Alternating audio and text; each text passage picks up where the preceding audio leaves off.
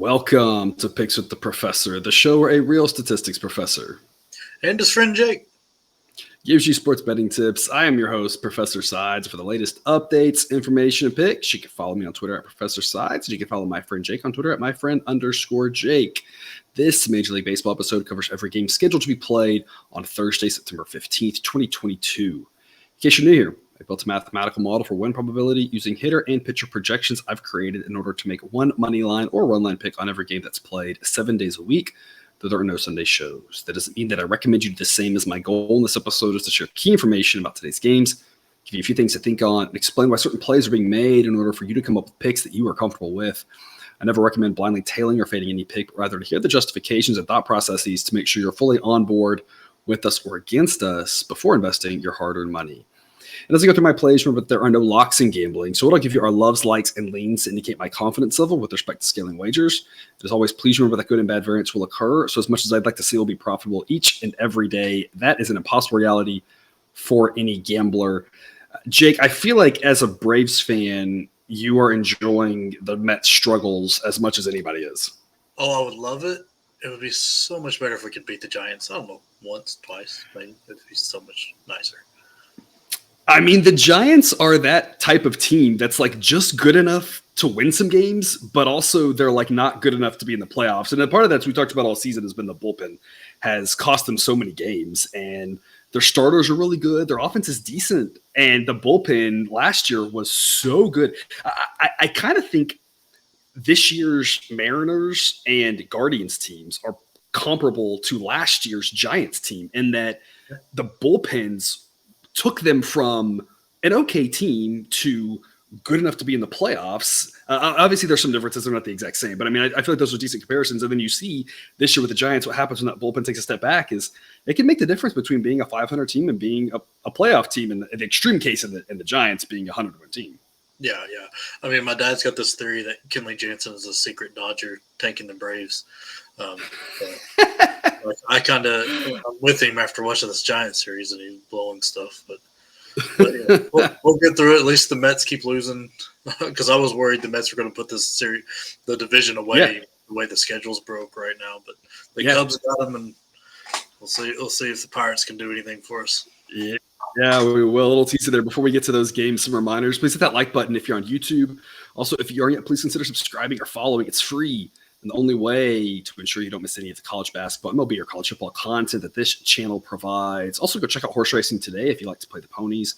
You can find their stuff at horseracingtoday.net, as they're a team of 5 with over 125 years of combined experience in handicapping horse races. There's an angle they don't know or bias they can't identify. Check out their YouTube shows or website. Those links are in the description. Also, as a reminder, we started my Patreon page for those of you looking to support the show. Membership starts at just $3 per month. Benefits include things like exclusive access to the play of the day, our Discord group, both ad-free and early access to the shows, and early access to projected spreads. We have a 1 o'clock Eastern start up in Cleveland for your Thursday afternoon. White Sox at the Guardians. White Sox, a team that seemingly was rolling up until they ran into the buzzsaw, apparently, of Kyle Freeland, who shuts them down in a day game on a Wednesday. Model's been on the Guardians for most of the year. They've been a profitable team to back, not quite as profitable as the Mariners, but the model just picked up. They've been generally underpriced, and so most days it's good to back them. The only question is how heavy should your investment be?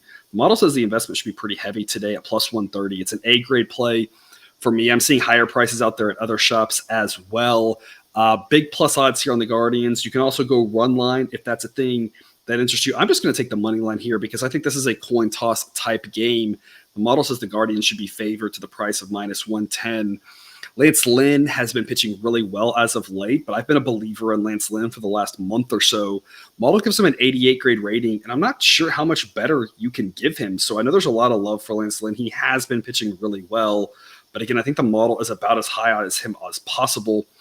Hunter Gaddis for the Guardians. The model's treating this mostly as a bullpen game. I'm not expecting him to go deep, and I'm expecting him to turn it over to that excellent Guardians pen.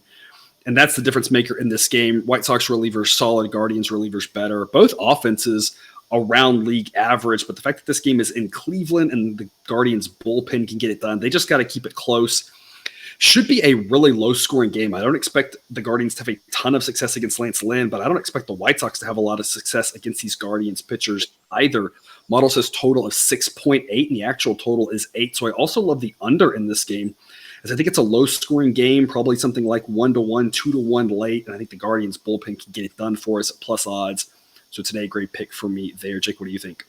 Yeah, I'm running with you on the Guardians here. I think but having Gaddis go and beat him mostly bullpen game, the not really seeing the same pitcher more than like once, Right. maybe twice at the most, is a real benefit to the Guardians here, because the White Sox, I feel like, and correct me if I'm wrong, they're a very streaky team this year.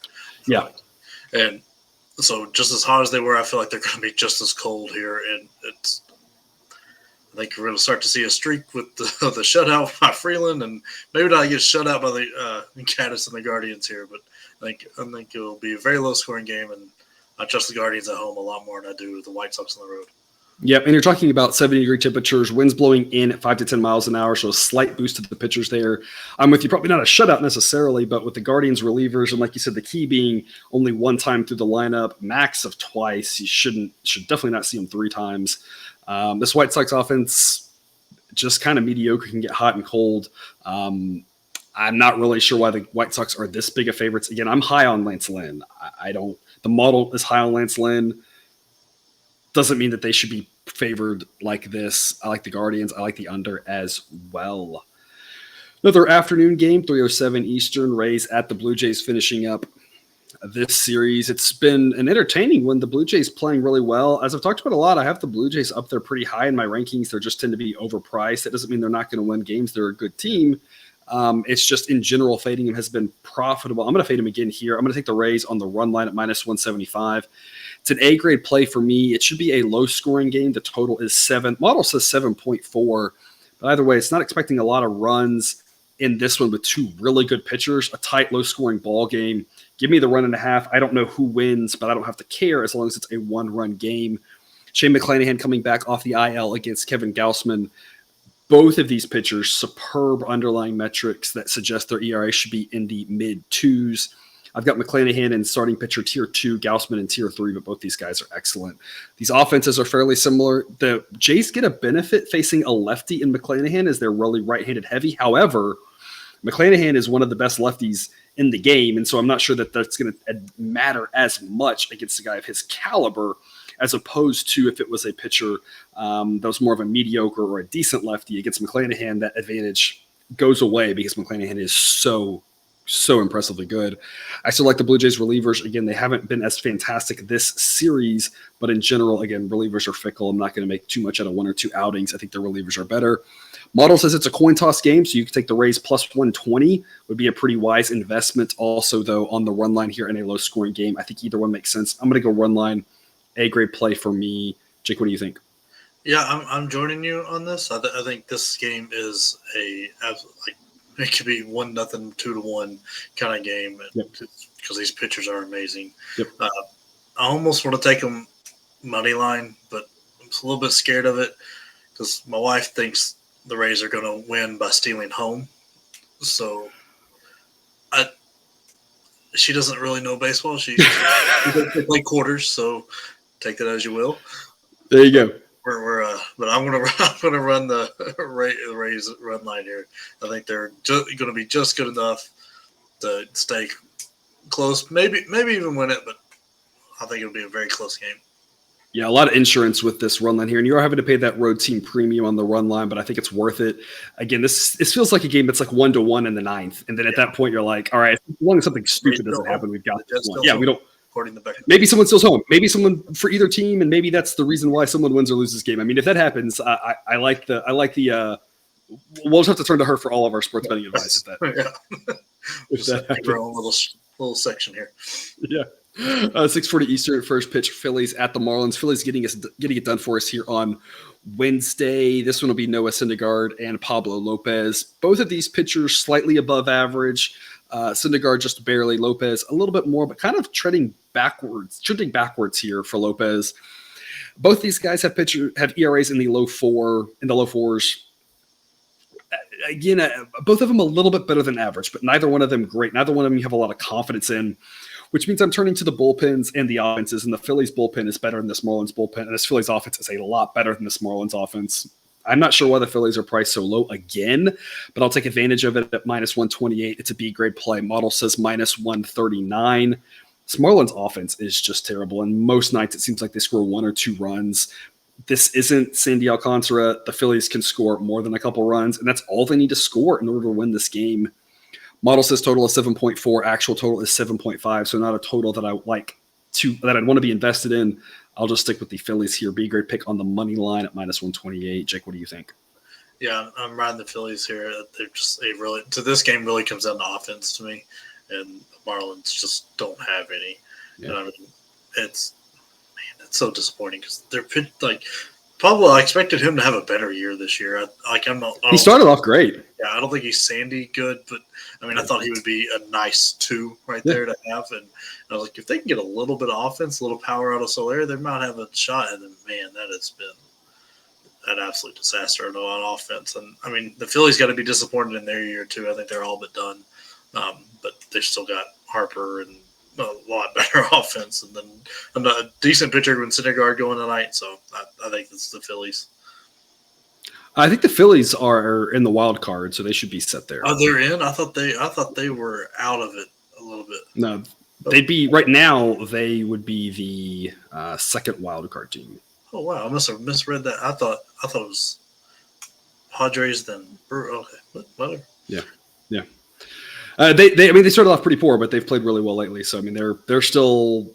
They don't necessarily need a ton of these wins, but they obviously need enough to stay in that spot. And I guess you'd rather be the second wild card than the third. I don't know. I don't have a clue because I'm sorry. That's the thing. It's like you're kind of like trying to play the chess of like just how do you avoid the Dodgers? That's really all that matters in that one. I guess let's see. It would be the Mets Braves winner right now would be the 2 seed and also have the bye. And then the Cardinals would face the 6 seed, which would be the third wild card team. And then the loser between Mets and Braves would play the second wild card team. So, I mean, really, you probably would actually rather be the last place wild card team for the first round matchup. You'd probably rather play the Cardinals than the loser of the Mets Braves. Mets Braves are 2 really fantastic teams. Yeah.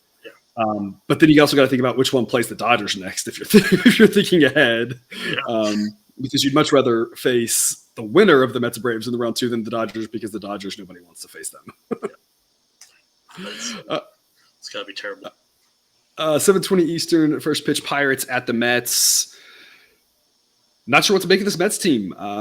Every team goes on good and bad runs. I don't really make too much of it. Remember, obviously, right, the Pirates early in the year swept the Dodgers. So every team has bad runs. This is one of those. They're just as likely to bounce out of it today as they were yesterday, as they are tomorrow. Who knows when it will happen? It will happen eventually.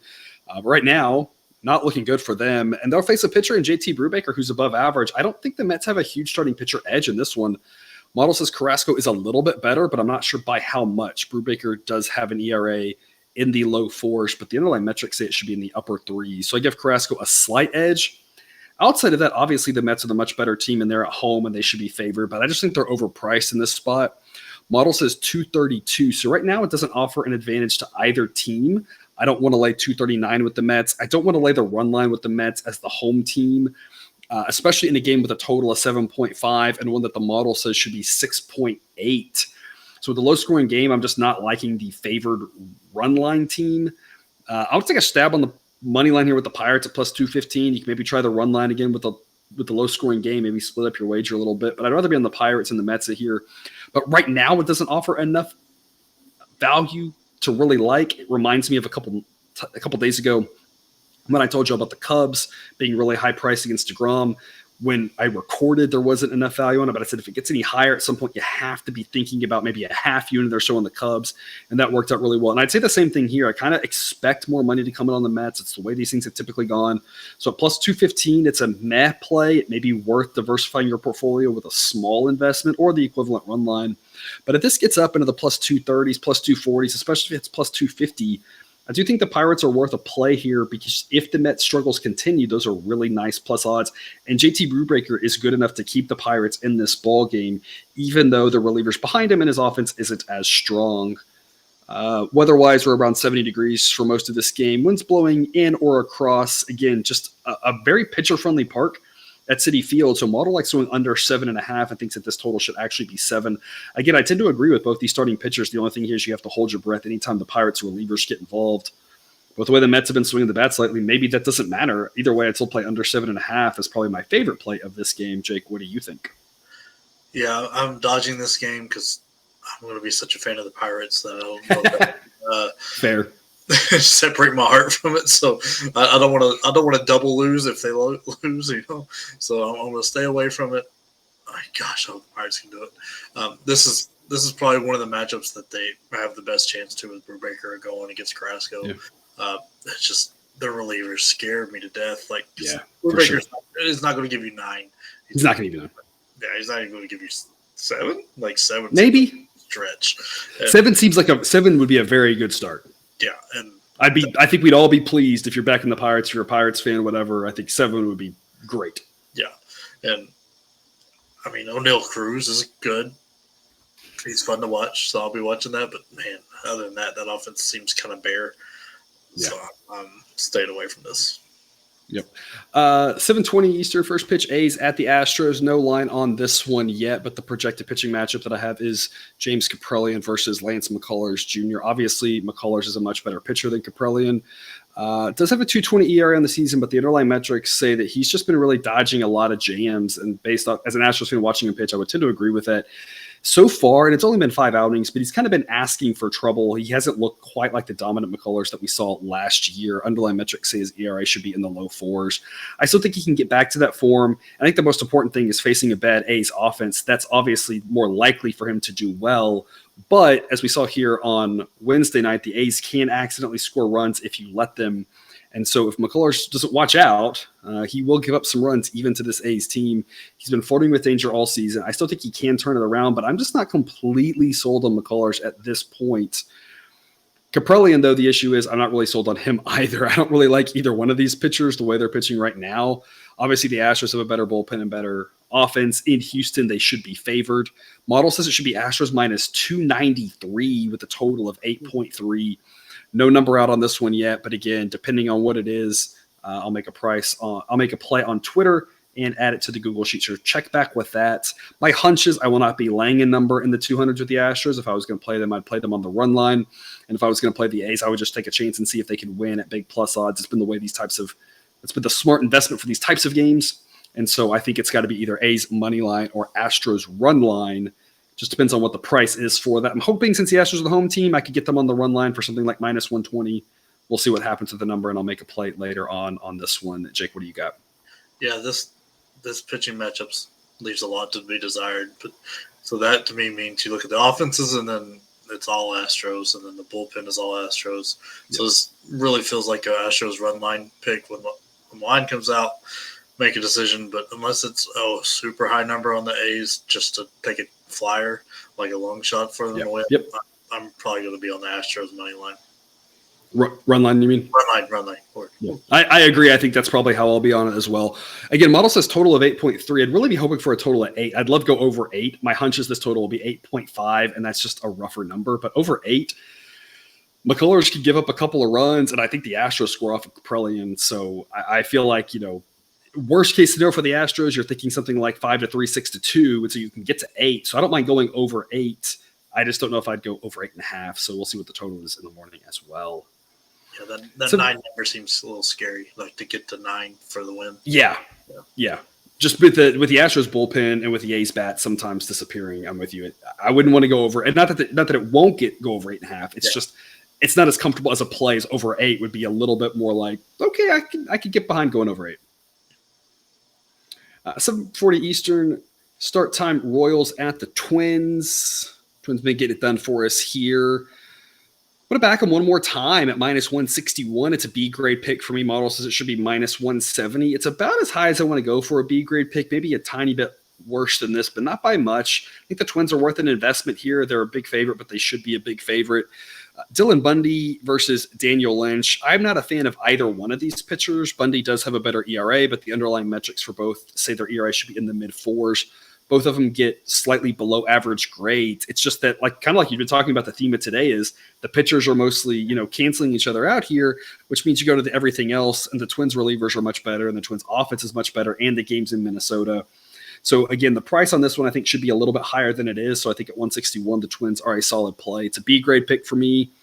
Total's 8.5. Model says 9.1. The Royals have been more of an over team this year, whatever that's worth.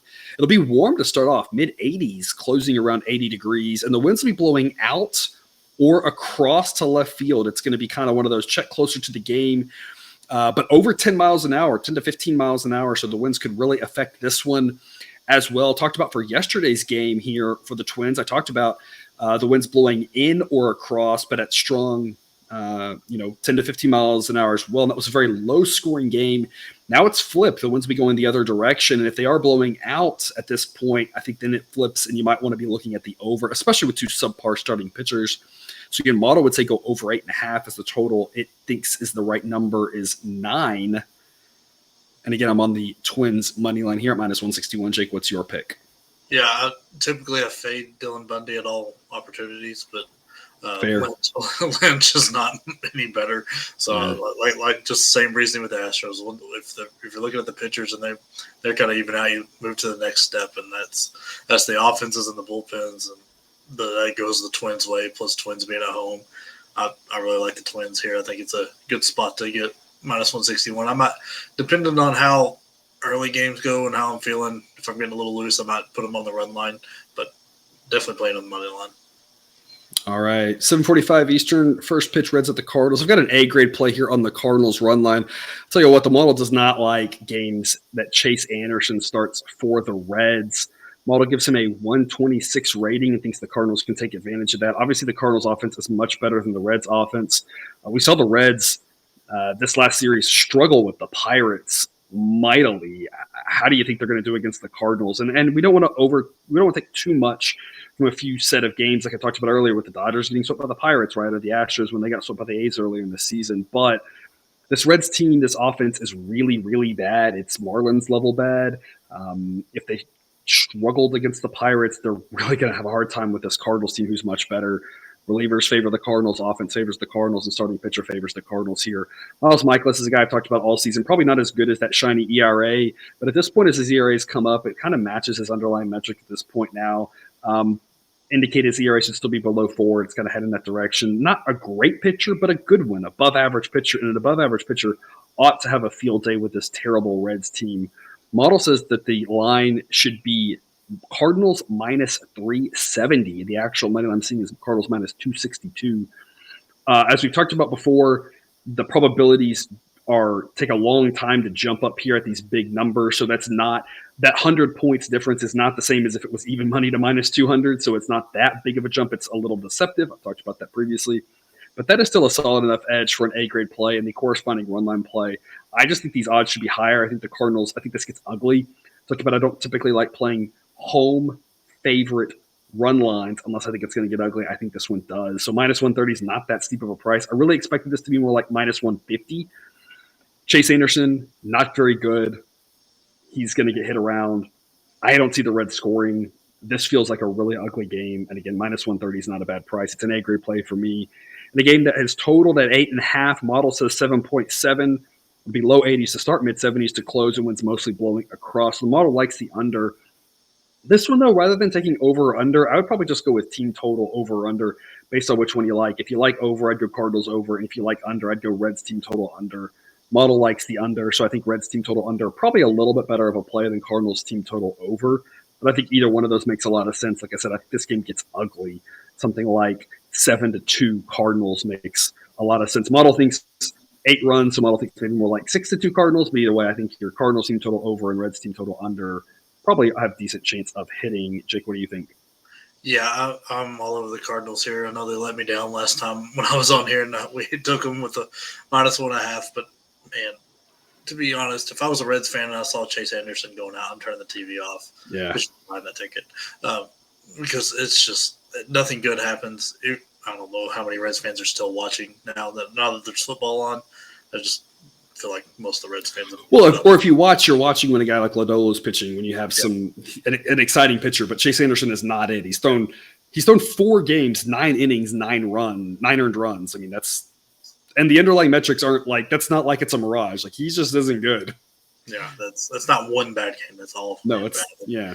Cardinals are a very good team. Nicholas is pretty good. So we finally have pitchers that don't cancel each other out, which is nice because you can just go, yeah, the Cardinals look pretty good because they got a decent offense behind a better pitcher. So it's a good play. So I'm taking them on the run line. Yeah. And to be fair, I don't think the pitchers cancel out so much in the A's Astros game as much as I'm just down on the way McCullers has pitched because he has the potential to be so much better. And he's working his way out of traffic, which is good, but it's like, it feels like it's going to come back to bite him. And that's the scary thing for that one. But it is interesting how many games that the pitchers cancel out. If you look at the ratings in the sheet, the Royals Twins, I have a 104, 105. And the Pirates Mets, it's a 95-89, and the Phillies Marlins, it's a 97-90, and the Rays Jays, it's a 72-77. I mean, there's a lot of games where the two pitchers are pretty close to each other. And then that's the same thing that happens in the nightcap in Padres Diamondbacks. No line out yet. The projected pitchers, Sean Manaea and Madison Bumgarner. I'm not sure if the Padres are brave enough to let Manaea get a start. He was skipped, or there's talk of skipping him. He's been absolutely terrible. Bumgarner hasn't been any better down the stretch, and I've talked about him previously, just all the wear and tear on his arm. He was okay and pretty serviceable for most of the season, but as of late, he's been awful. Two pitchers who I just have zero faith in right now. Model says this total should be 9.1. If I could get over 8.5, I would be all over it, especially with how bad the Diamondbacks bullpen is and how up and down the Padres bullpen is. They have some good pieces and can look good, but they can also give up some runs as well. I would love over 8.5. I'd still be pretty happy playing over 9 personally with these two pitchers. I'm not sure if it's one or both, but you have to assume that, assuming it is Manaea and Bumgarner, one of these guys gives up 5 or 6 runs in 3 innings or something like that. And you're well on your way to an easy over victory for this one. If it is these two pitchers, model says Padres minus 121. Kind of like you said, pitchers cancel out. Padres bullpen better, Padres offense better. They are on the road, so they shouldn't be favored by too much, but they still should be favored, again, by the price of minus 121. Diamondbacks get a little bit of a ding facing a lefty as they're a pretty left-handed heavy team. But this is one of those games where the Diamondbacks can be kind of frisky, aside from when they play the Dodgers here. Pair of lefties that are terrible. Really, anything could happen in this game, and it wouldn't surprise me. Again, I'll make a pick on this one when we have a price. Jake, what do you think?